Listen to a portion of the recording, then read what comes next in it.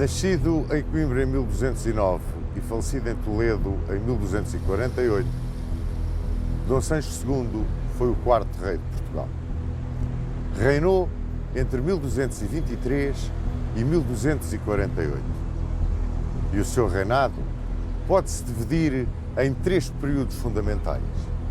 Um período de grande luta com o clero, um período de grandes conquistas militares, alargando o território português, e um terceiro período de derrota contra o clero, a nobreza e praticamente o povo. Viu-se sozinho. Não foi um rei feliz. Acabou por ser deposto, por vontade da Igreja e pelo próprio irmão. Soube, no entanto, encarar o seu final com uma extraordinária dignidade. Teve os seus fiéis, que junto dele se mantiveram até ao fim. Foi, ao cabo e ao resto, um grande conquistador, mas um fraco governante.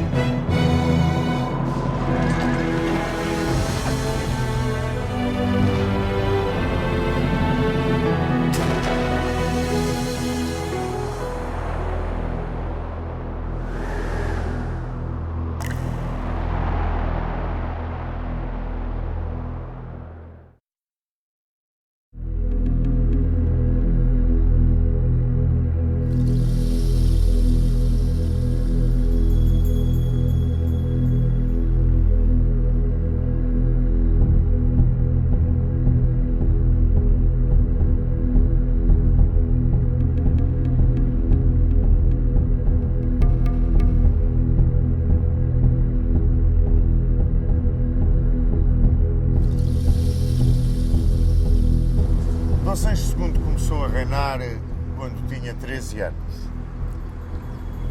Era um homem que tinha tido uma infância frágil, doente, e tão fraquinho era que lhe vestiram o hábito de Santo Agostinho para ver se o curava.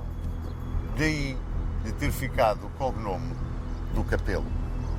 E tão fraco era, tão doente era, com tão pouca vida parecia, que seu pai, Dom Afonso II, chegou a dispor as condições de sucessão ao trono para o filho segundo, o infante Dom Afonso. No início da sua vida como monarca, Dom Sancho II viveu sob a tutoria de três antigos ministros de seu pai. Mestre Vicente, Dom Pedro Anes e Dom Gonçalo Mendes. Logo aqui nesta tutoria, Dom Pedro Anes e Dom Gonçalo Mendes eram os representantes das grandes famílias que se degladiavam por essa mordomia que era chefiar a tutoria real. Todos eles estavam, no entanto, coartados pelas disposições que de Roma tinham vindo para privilegiar e reparar os males feitos ao arcebispo de Braga, Dom Estevão Soares da Silva, paladino das lutas do clero português contra o rei. O povo, esse, vivia sempre amedrontado pela morte de lepra de Dom Afonso II, com o interdito, a excomunhão da Igreja em cima. Tudo isto, àquele povo de então, lhe fazia muita espécie. Dava à Igreja um poder ainda maior que aquele que habitualmente tinha tido sobre as suas vidas. Os conselheiros de Dom Sancho II imediatamente entraram em diálogo com a Igreja. O arcebispo de Braga era, à altura, novamente um potentado. Tinha sido reparado de todos os gravames que lhe tinham feito, possuidor de imensas terras, senhor de grande prestígio, encabeçando o poder tradicional do clero, aceitou essa reunião que se fez com os representantes do monarca. Reuniram-se em Coimbra. Este acordo de Coimbra, que se materializava na chamada composição, tinha 10 pontos. Pontos que restringiam dramaticamente os poderes reais. O primeiro desses pontos obrigava o rei a impedir os gravames que se faziam ao clero na altura das colheitas. E as rendas só podiam ser cobradas nos lugares próprios.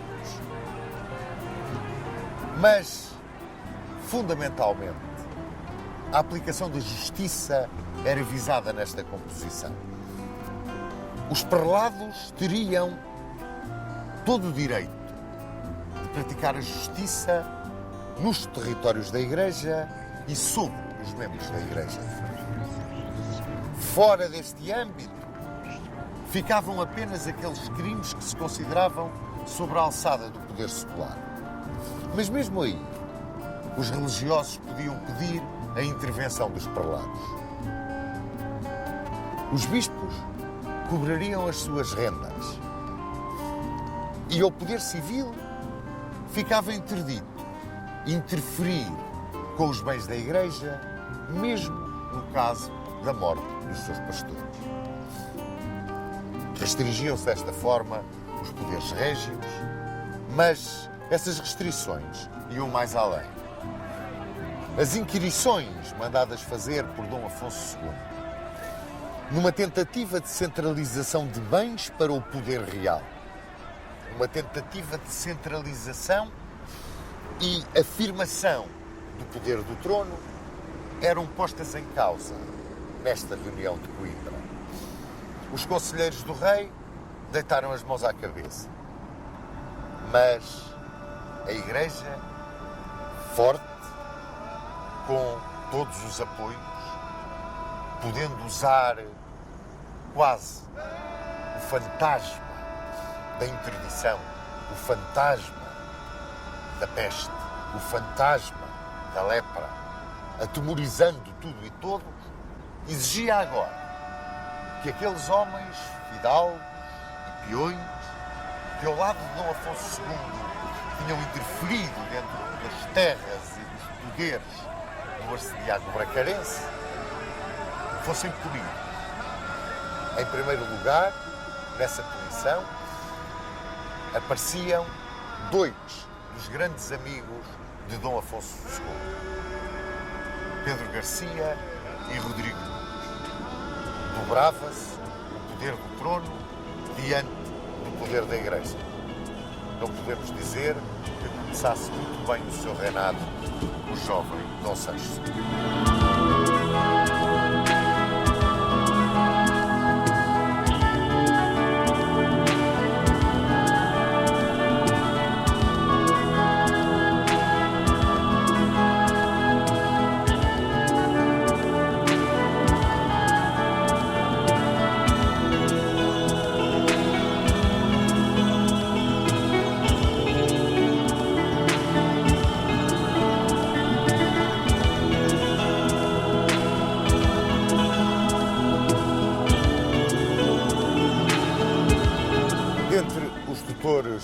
De Dom Sancho II, começou a ganhar grande importância a família Mendes de Sousa.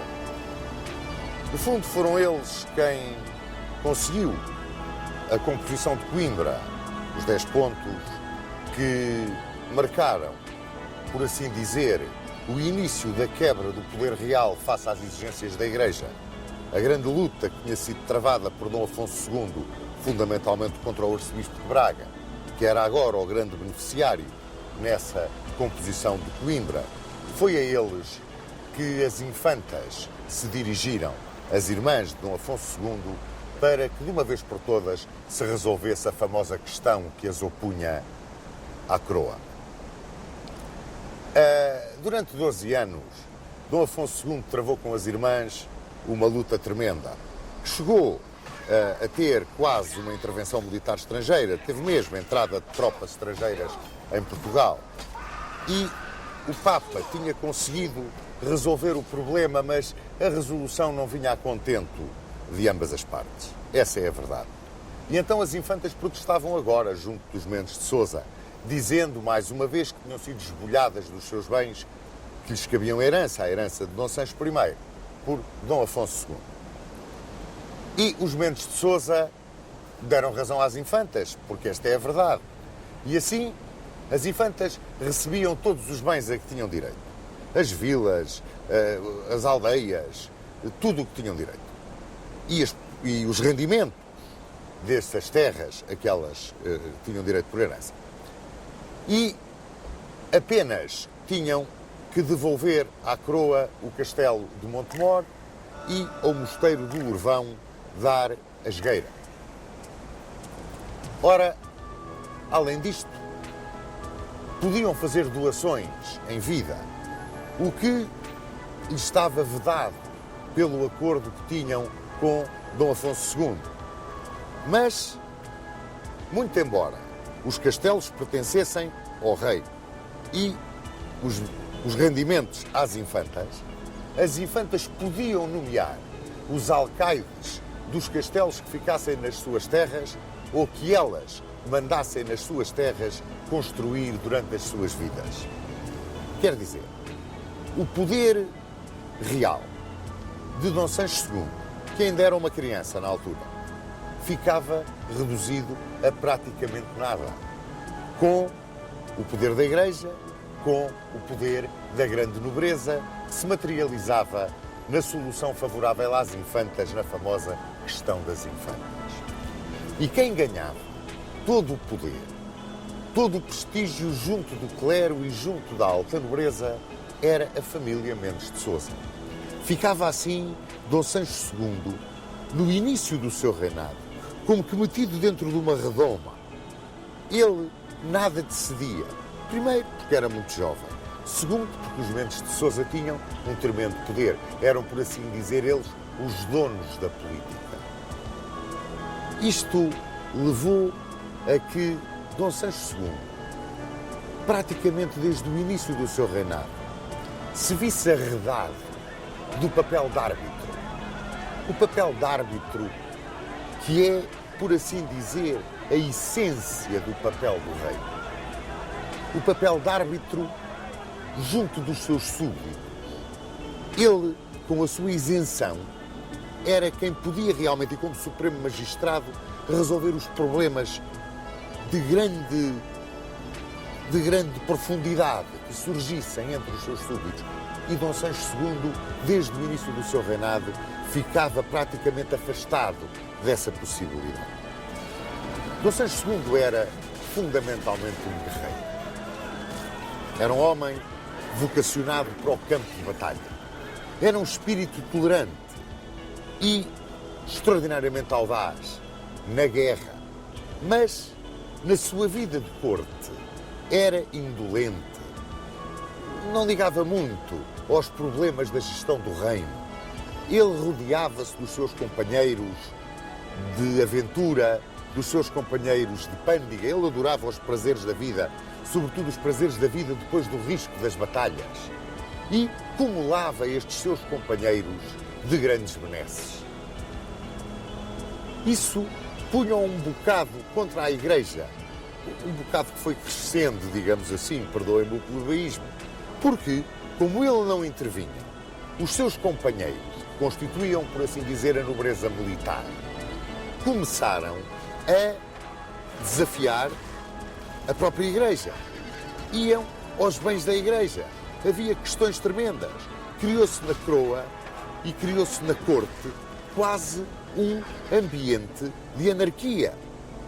E o alto clero começou a capacitar-se de que o poder que o rei dava aos seus companheiros na guerra e praticamente a ação de árbitro inexistente por parte do rei iria levar a grande nobreza a tomar o poder da Igreja. E isso a Igreja, sobretudo naquela altura, não queria de forma nenhuma admitir.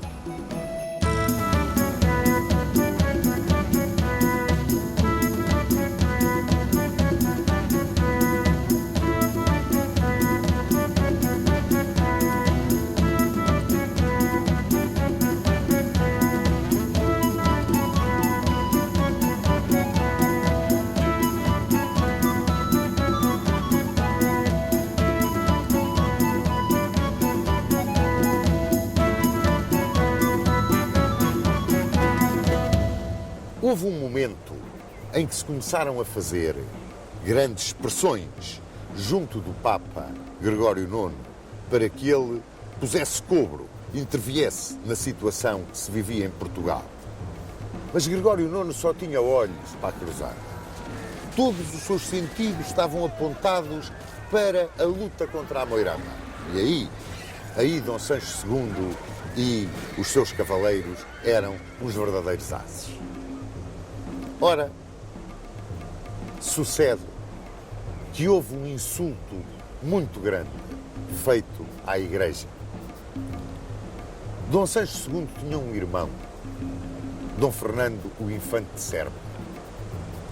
E havia um litígio entre Sancho Gomes e João, o Deão da Sé de Lisboa, por causa de qual dos dois devia ocupar a prelazia da cidade de Lisboa, ser o bispo de Lisboa.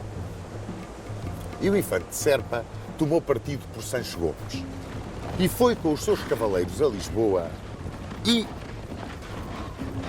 violou a Sé de Lisboa.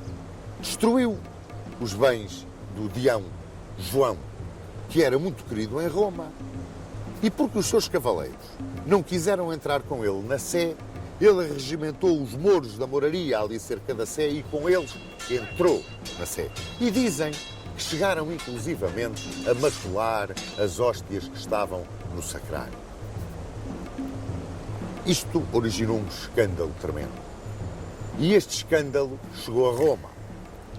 Chegou a Roma e o Papa, porque Dom Sancho II nada tinha feito, mandou-lhe uma tremenda reprimenda e exigiu uma reparação ao insultar.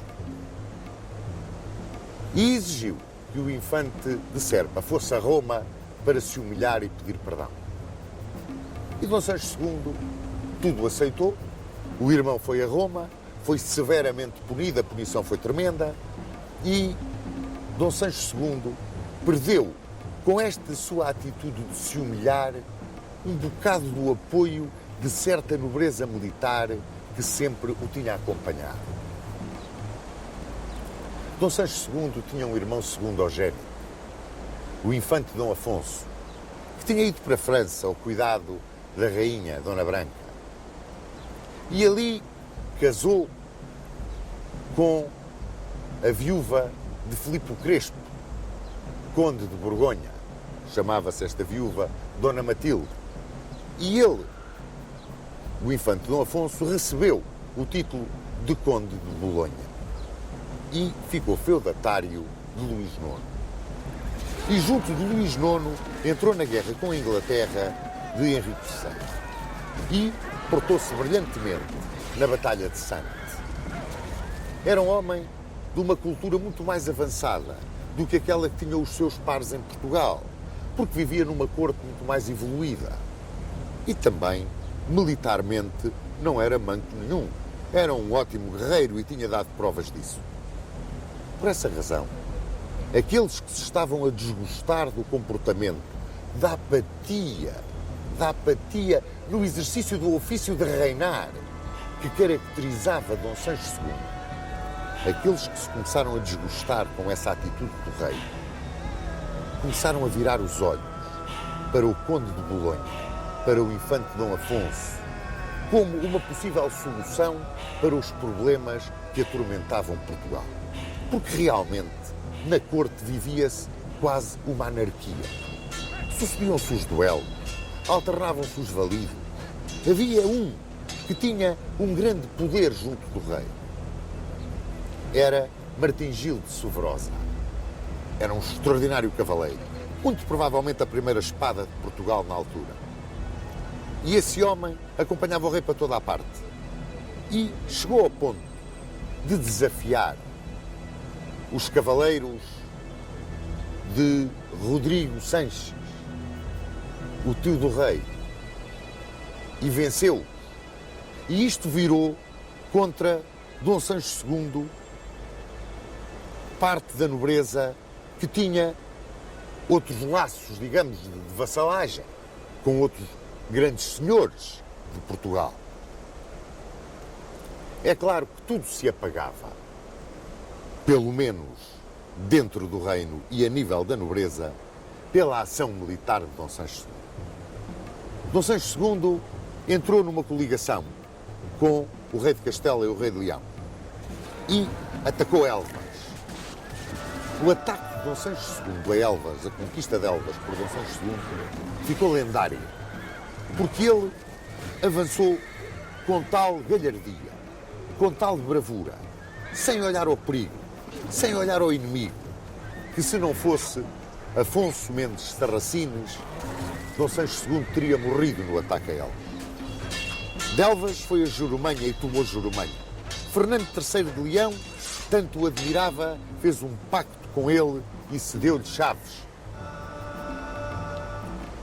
Daí caiu Dom Sancho II sobre Moura e sobre Aljustrel, acompanhavam-no as ordens militares, sobretudo os hospitalários de Afonso Pérez Farinha e os cavaleiros de Santiago de Espada de Paio Pérez Correia.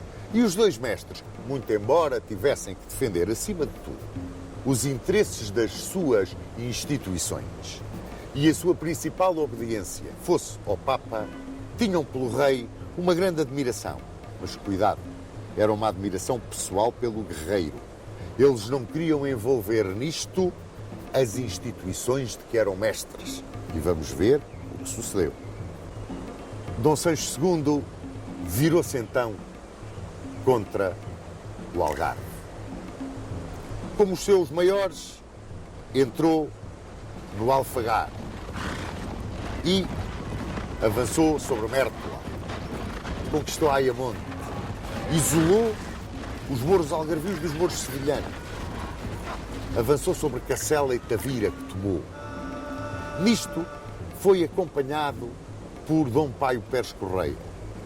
E as concessões que ele fez às ordens militares, ao hospital, aos espatários, a Calatrava, deixavam-no pobre.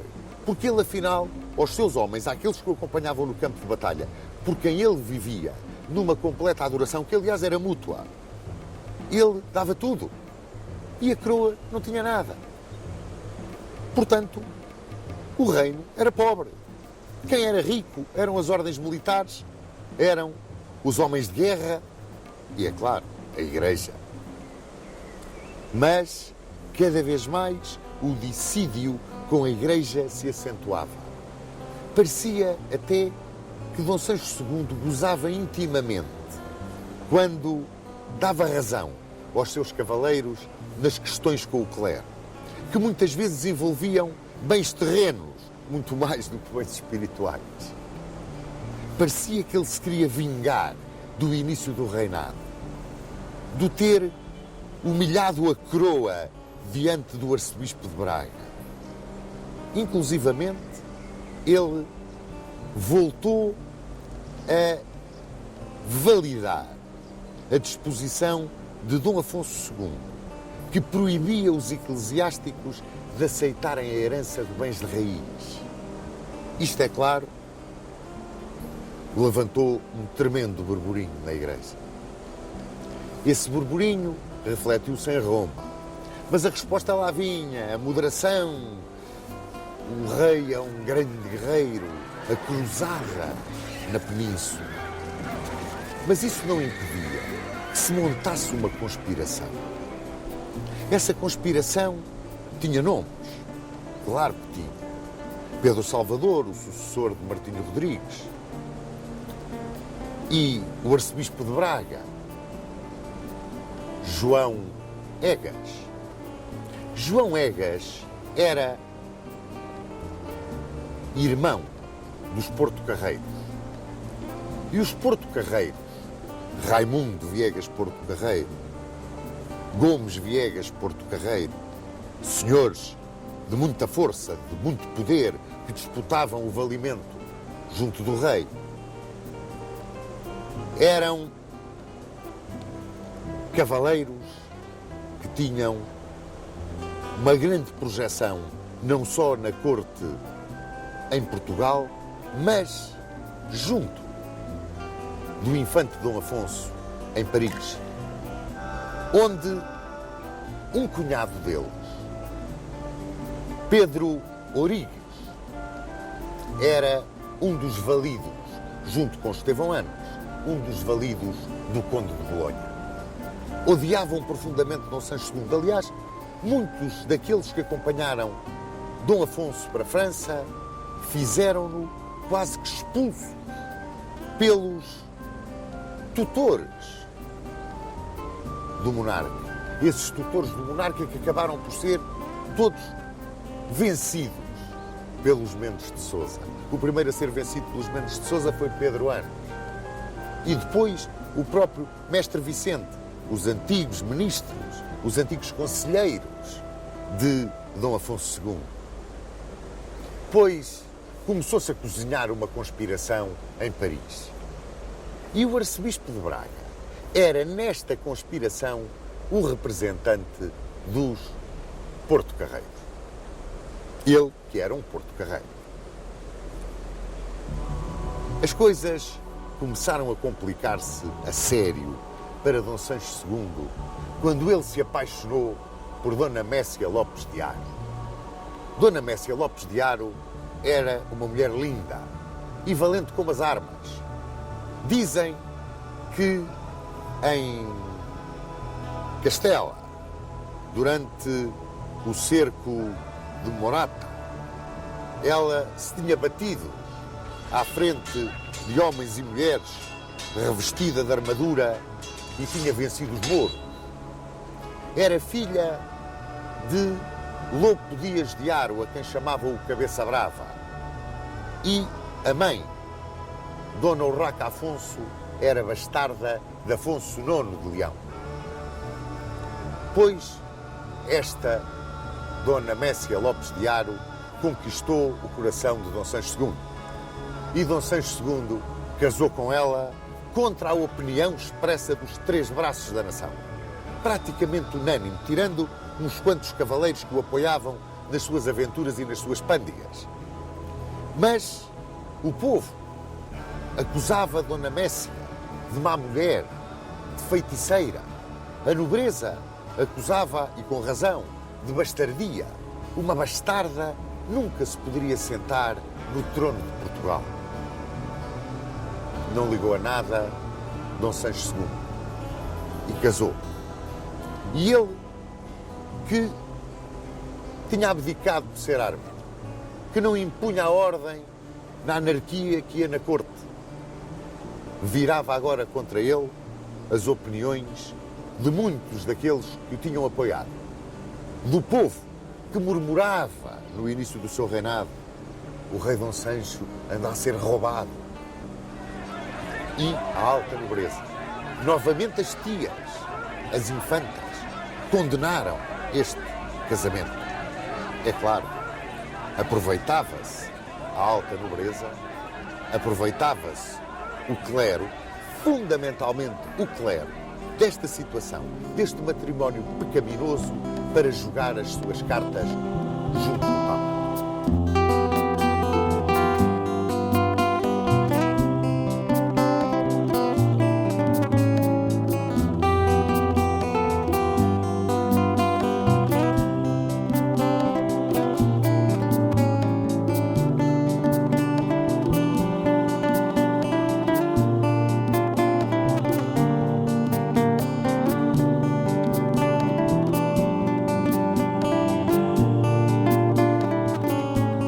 estava-se agora no sólido pontifício Inocêncio IV. Inocêncio IV era um papa de uma têmpera tremenda. Basta dizer que excomungou o imperador da Alemanha. E para confirmar essa excomunhão, convocou um concílio em Leão, onde vivia. A esse concílio de Leão foram o arcebispo de Braga, João Egas e Gomes Viegas Porto Carrero. E levaram todas as queixas do clero português contra Dom Sancho II. Intrigaram, mexeram-se junto do Papa, junto da Cúria, que o rei não tinha força nenhuma, era um mole, era um homem que se deixava controlar pelos cavaleiros, pelos homens de guerra que traziam o país num estado de anarquia, não arbitrava conflitos, abdicava da função real, muito embora fosse um grande guerreiro.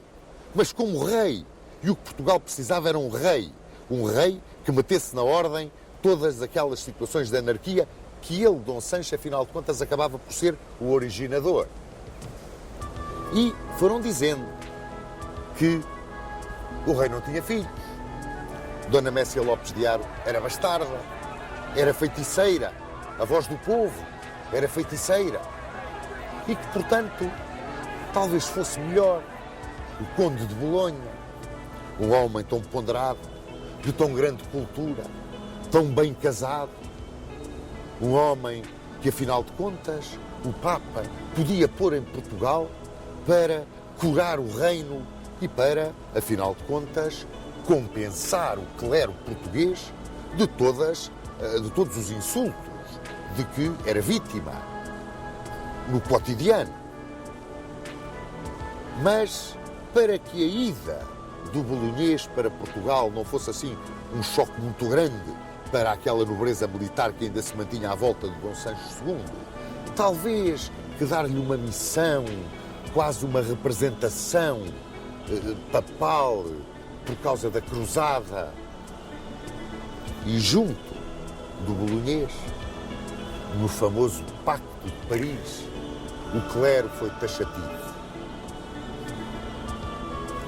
Amparar a Igreja, favorecer os prelados, devolver os bens que tinham sido tirados, expoliados desde o tempo de Dom Afonso II, punir os insultadores, o termo era os insultadores do clero, tirar os bens aos excomungados e em todos os negócios públicos ouvir os bispos.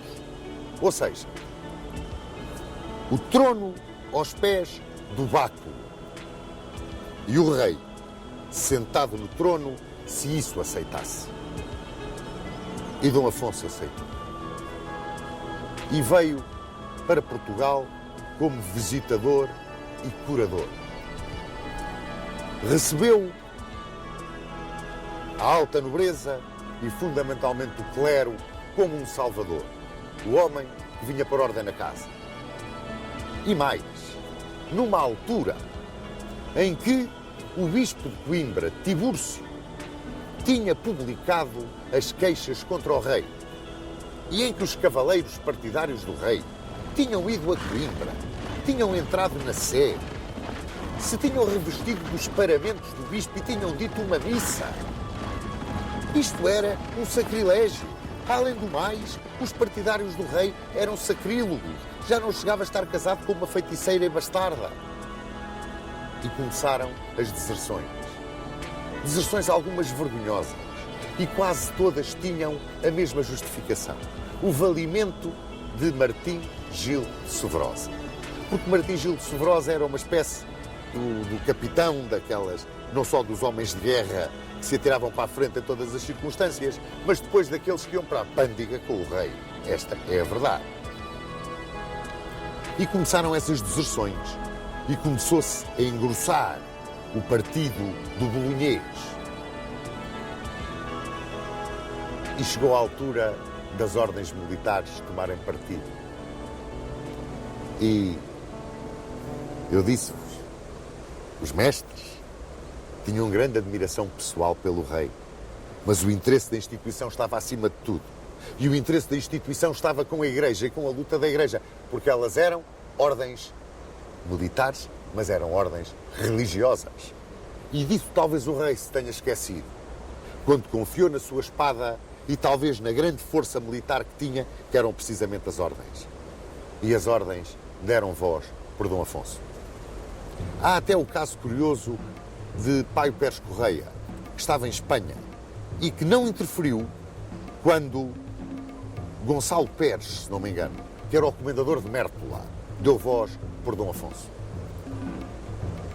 Sucederam-se as traições, mas a pior de todas foi aquela que foi feita por Dona Mécia Lopes de Aro. Dona Mécia Lopes de Aro deixou-se raptar de Coimbra para Orém por Raimundo Porto Carreiro. E ali ficou em Orém, onde pactuou com os vencedores, retirando-se depois outra vez para o seu país, onde nunca abdicou do título de Rainha de Portugal. E esta traição de Dona Mécia Lopes de Aro desmoralizou, deitou completamente abaixo Dom Sancho II. Completamente abaixo, pô de rastros. Chegou para piorar ainda mais tudo. A bula de deposição de Dom Sancho II. Roma finalmente satisfazia a vontade do alto clero português. Deposto, quis recorrer à guerra civil. Mas tinha muito pouca gente com ele. Embora gente de grande valor. Pediu o auxílio de Castela. E daqui, o infante Dom Afonso, com algumas lanças, entrou em Portugal para ajudar Dom Sancho II. Mas eram muito poucos. Foram vencidos, recolheram a Castela. E com eles veio o rei deposto. E com o rei deposto, 12 cavaleiros. Os últimos fiéis de Dom Sancho II. E entre eles, honra-lhe seja, Martim Gil de Sobrosa. A grande espada de Portugal daquela época. E vieram aqui para Toledo, onde nos encontramos. Aqui soube o rei do comportamento dos alcaides. A maioria dos alcaides deu voz por Dom Afonso. Mas o alcaide de Guimarães, o alcaide de Celurico, o alcaide de Faria, o alcaide de Óbidos e, fundamentalmente, o alcaide de Coimbra mantiveram-se fiéis. E esse alcaide de Coimbra, Martim de Freitas, fiel contra tudo e contra todos. Um exemplo de lealdade, um exemplo de devoção, raro. Ora, aqui viveu, em Toledo, Dom Sancho II. Eu estou convencido que morreu de desgosto. À hora da morte fez um segundo testamento em que legava o reino de Portugal à sua irmã Dona Leonor e pedia para ser sepultado em Alcobaça junto dos pais. Foi em 4 de janeiro de 1248. Até essa última vontade lhe negaram. Está aqui sepultado na Catedral de Toledo. Mas houve alguém que não lhe negou a devoção e a lealdade. Foi Martim de Freitas. Quando soube da morte do monarca, decidiu-se a entregar o castelo de Coimbra. Mas antes disso exigiu vir aqui a Toledo. Mandou abrir o caixão do rei Capelo e nas mãos rígidas do cadáver depositou as chaves da cidade de Coimbra, que era a capital do reino. Voltou para Portugal e não aceitou servir sob as ordens de mais ninguém. Dom Sancho II morreu aqui em Toledo. Foi um grande guerreiro, mas um fraco rei. Foi, talvez, o último grande cavaleiro português da Reconquista. Foi, na Reconquista cristã, o último que, na realidade, se bateu à frente dos seus homens. Se ele tivesse tido, na governação, a rara energia, a serena coragem que tinha em combate, teria sido um rei extraordinário. Mas não tinha. E abdicou sobretudo, meus amigos, dessa premissa do exercício da realeza. O ser o árbitro, como nunca o quis ser. Na verdade e na realidade, podemos dizer que nunca exerceu o seu mandato de rei de Portugal.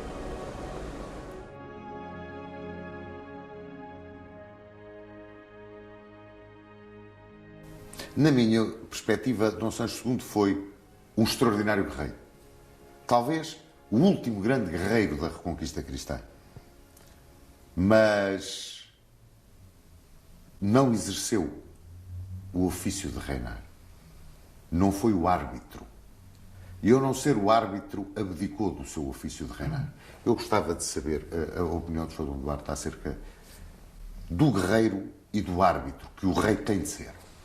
Bom, de facto, a nação espera do rei a chefia militar e, ao contrário do que aconteceu depois na Renascença e noutras épocas em que o rei era suposto simbolizar, em cada época o rei simboliza os valores principais da sua época. Por isso é que na Idade Média o símbolo do homem perfeito era o cavaleiro. Os cavaleiros do rei Artur, toda essa saga extraordinária, e o rei tinha que ser um guerreiro. Os que eram bons guerreiros tinham prestígio, os outros, como Dom Fernando, que foram mais fracos como guerreiros, depois perderam completamente o seu prestígio. De modo que, realmente, Dom Sancho II, no imaginário da sua época, realmente tinha um valor extraordinário. Agora, não cumpriu a missão mais importante do rei, que é realmente a missão do árbitro. Vários historiadores militares consideram que o momento mais alto do reinado de Dom Sancho II é a opção estratégica do Val do Guadiana e, portanto, o isolamento dos mouros andaluzos, dos mouros algarvios. Não acha que, de certa maneira, Sr. Dom Duarte, isto vem mostrar que Dom Sancho II não era o fraco, o homem sem qualidade de decisão que tanto nos têm querido pintar? Claro, era preciso muita coragem para fazer uma expedição dessas, porque, na verdade, estava em pleno território muçulmano, não é? E o risco era muito grande. De facto, indubitavelmente, foi um ato muito corajoso.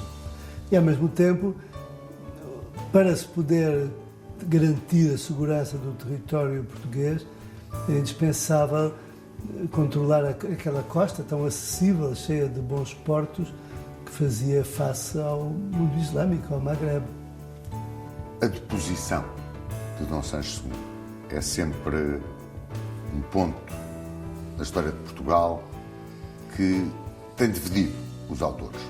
Será que é quase um ajuste de contas da Igreja com a monarquia portuguesa a demissão de Dom Sancho II, a deposição de Dom Sancho II? Tem essa ideia? Bem, havia certamente essa influência grande, porque é preciso ver que a Igreja era a grande garante da estabilidade e da ordem na Europa na época. E quando um rei desafiava a Igreja, punha em causa muito mais do que um país. Quer dizer, se os outros reinos europeus começassem também a combater a influência da Igreja, podia ser o fim da Europa. Seria o regresso a um período de desordens e de guerras entre os europeus. Não é? O Papa era o grande árbitro da Europa na época.